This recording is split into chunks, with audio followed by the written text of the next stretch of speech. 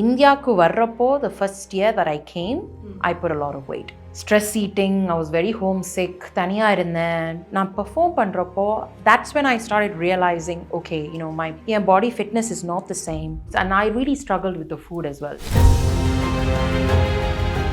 First year நான் ரொம்ப struggle பண்ணேன். So that was the only time என் லைஃப்பில் I stayed away from my family. அந்த 5 வருஷமே எனக்கு ஒரு மாதிரியாக இருந்துச்சு அவங்க இல்லாமல்.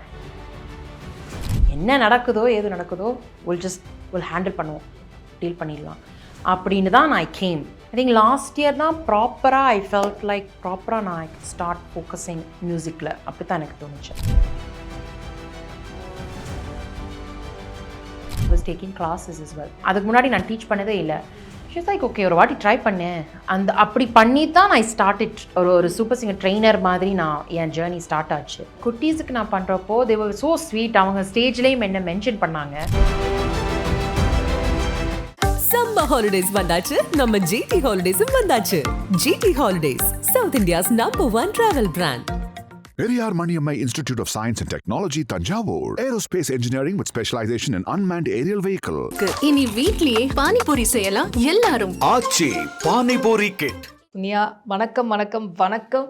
எல்லாருக்கும் லைட்டாக ஒரு பயம் இருக்கும்ல, இந்த பேஷனை நோக்கி ஓடும்போது இந்த ஃபினான்ஷியல் ஸ்ட்ரகிள் வந்து இருக்கும் அப்படின்ட்டு. And you coming from London to Chennai, இங்கே தனியாக வந்து மேனேஜ் பண்ணுறது அப்படின்ட்டுலாம் ஒன்று இருக்கும். ஸோ இந்த ஃபினான்ஷியல் ஸ்ட்ரகிள் அண்ட் தனியாக மேனேஜ் பண்ணுறது, நாட் எவ்ரிபடி கேன் ஹேண்டில் இந்த தனிமை, லோன்லினஸ் அப்படின்னு ஒரு பக்கம் இருந்தாலுமே at end of the day everybody needs an emotional support அப்படின்னு தான் இருக்கும். So I think that's why first year நான் ரொம்ப ஸ்ட்ரகிள் பண்ணேன். Because my whole life, I mean of course யூனிவர்சிட்டிக்கு நான் லண்டனில் என் ஃபேமிலி என் வீடு எல்லாம் இருந்தாலும் படித்தது வந்து வாஸ் வேல்ஸ். ஸோ யூகேல இருக்குது, but you have to go outside London ஒரு 2.5 to 3 hours away. So that was the only time என் லைஃப்பில் I stayed away from my family. So ஒரு 5 வருஷம், அந்த 5 வருஷமே எனக்கு ஒரு மாதிரியாக இருந்துச்சு அவங்க இல்லாமல்.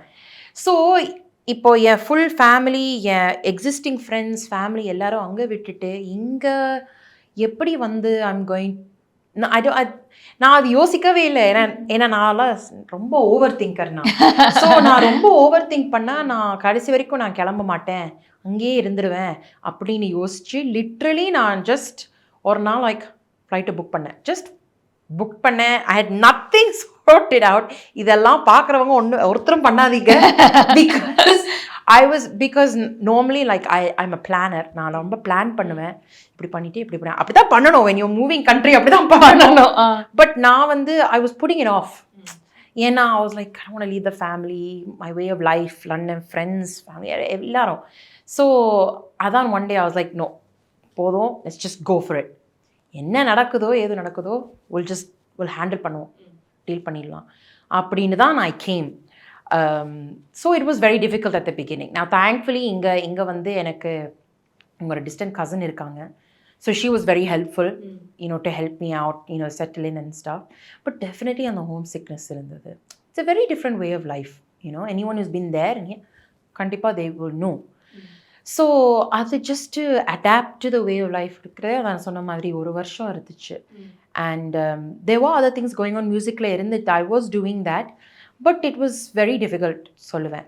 ஐ திங்க் லாஸ்ட் இயர் தான் ப்ராப்பராக ஐ ஃபெல்ட் லைக் ப்ராப்பராக நான் ஸ்டார்ட் ஃபோக்கஸிங் மியூசிக்கில். அப்படி தான் எனக்கு தோணுச்சு. ஐ ஃபெல்ட் இந்த ஃபினான்ஷியல் ஸ்ட்ரகிள் அதை எப்படி மேனேஜ் பண்ணீங்க? ஆஸ் இன் லைக் பீங் இந்த இண்டஸ்ட்ரி, நம்மளுக்கு ஷோஸ் கிடைக்கும் போது தான் வந்து financially will be able, of course savings அப்படின்ட்டுலாம் இருந்தாலுமே ஹவு டு யூ மேனேஜ் அந்த financial? Well, I mean thankfully because of super singer, although it had been like, நான் 2019 நான் சூப்பர் சிங்கர் பண்ணியிருந்தாலும், and it's been a couple of years and a lot of people forgot, still அந்த super singer அந்த brand still இருந்துச்சு.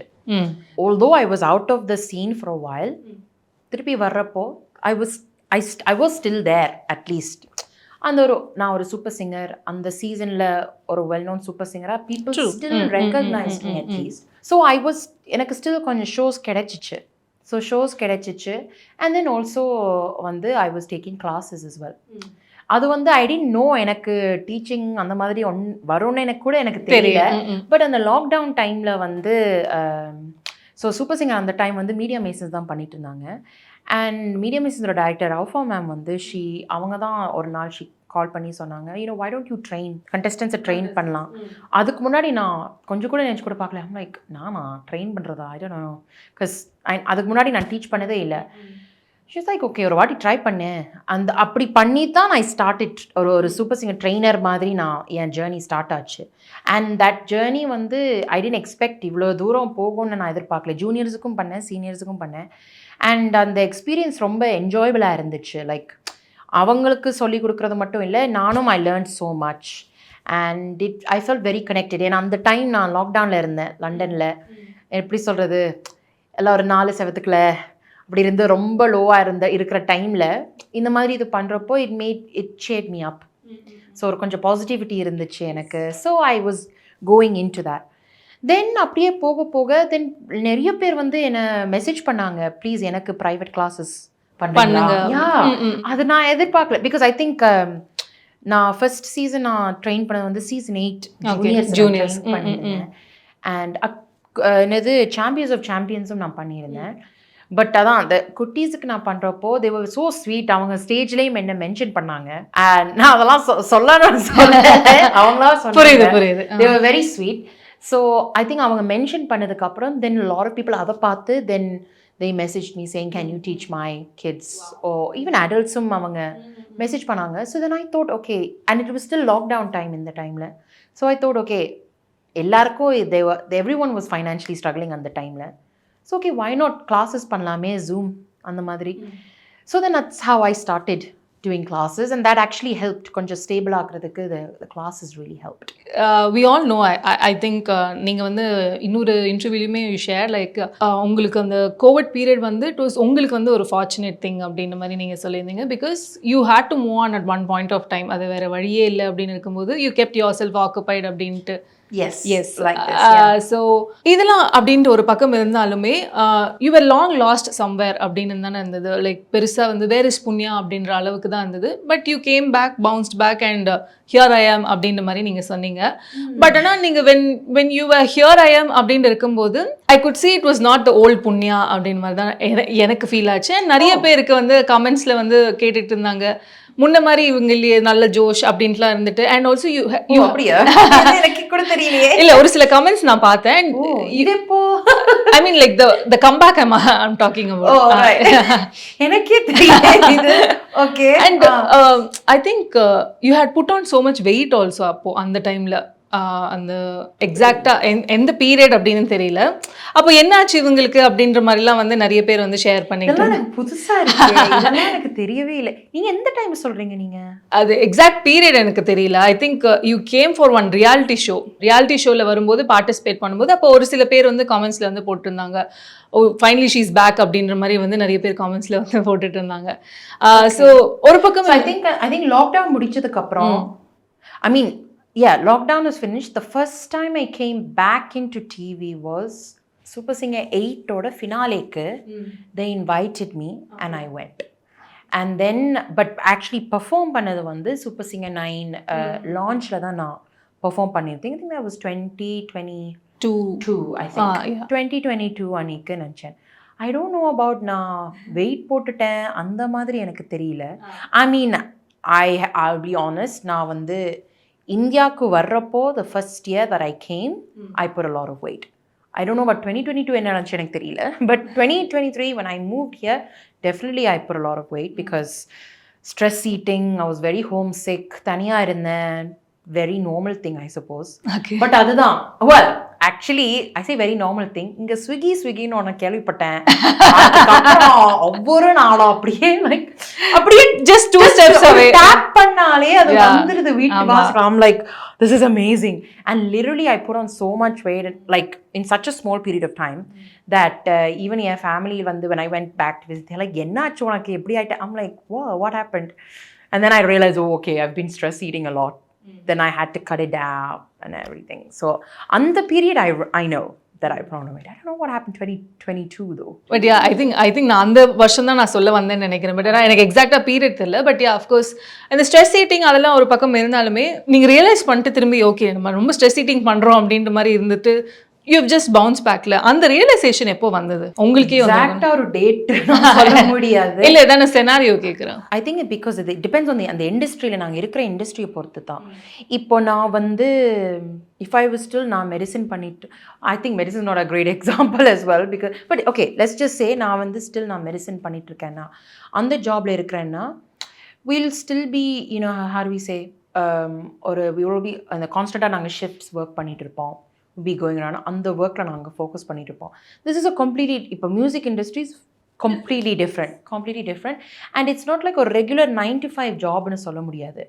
I mean I do take classes, அதுவும் நடந்துட்டு இருக்கு, but that happens at home as well. It's not like the grueling shifts மாதிரி இல்லை. So it's a very different scene.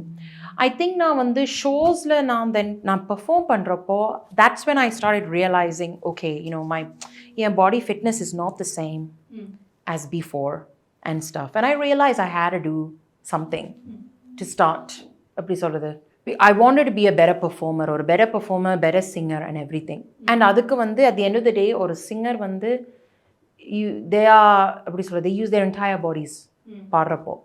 So I started thinking okay, it's not just enough, like just பாடுறது மட்டும் is not enough, you have to look after your whole body. So fitnessum பார்த்துக்கணும், the kind of foods, and I really struggled with the food as well. ஏன்னா obviously லண்டன்ல இருக்கிற ஃபுட்டும் இங்கே இருக்கிற ஃபுட்டும் very different. So அதான் அந்த first year வந்து I was going through a lot of things, not just being homesick, but வந்து இந்த stress eating, but at the same time ஃபுட்டும் எனக்கு செட் ஆகலை ரொம்ப. it took time to get used to it and stuff.